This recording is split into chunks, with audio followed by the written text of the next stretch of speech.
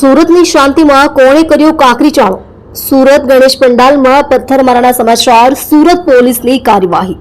ગૃહ રાજ્યમંત્રી હર્ષભાઈ સંઘવીએ પોલીસ કમિશનરને આપી કડક સૂચના. ગૃહમંત્રીના આદેશ બાદ અધિકારીઓ થયા સક્રિય.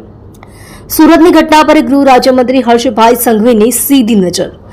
પોલીસે કોમ્બિંગ હાથ ધરી આરોપીઓને ઝડપી પાડ્યા. હર્ષભાઈ સંઘવીના આદેશ બાદ પોલીસ વિભાગની કડક કાર્યવાહી. શાંતિ ડહોળનારા તત્વોને સવાર સુધીમાં ઝડપી પાડવા કડક સૂચના. ધારાસભ્ય કાંતિબદર પહોંચ્યા ઘટના સ્થળે. નાગરિકોને શાંતિની અપીલ કરવામાં આવે છે. પ્રફુલ્લ પાનસેરિયા. આપ જોઈ રહ્યા છો સોમવાર time news channel. Bureau report Surat. હું હાલની સ્થિતિએ આ બધી જ ડિટેલ્ડ માહિતી આપને કાલે આપીશ.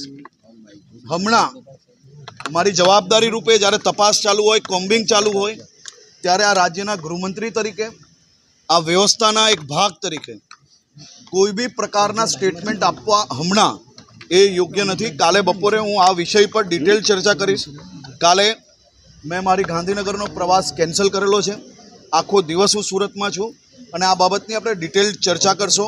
પરંતુ હું આપને વિશ્વાસ અપાવું, હું આખી રાત જાગેલો છું. અહીંયાથી પોલીસ ચોકી જવાનો છું. આ ગણપતિજીના ચરણોમાં જ બેઠો છું. બધાને જ ન્યાય અપાવીને જ જપીશ.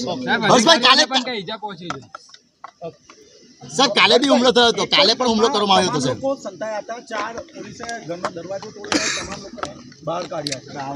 આ તાલા તો લોખંડના બનેલા છે. ગમે તેટલા મજબૂત તાલા બાંધશો તો બી તાલા તોડી તોડીને એક એકને નિકાલીને પકડશો. તાલા મારવાથી કોઈ બચી નથી જતું. પથ્થર મારવાની હિંમત નહીં કરવી.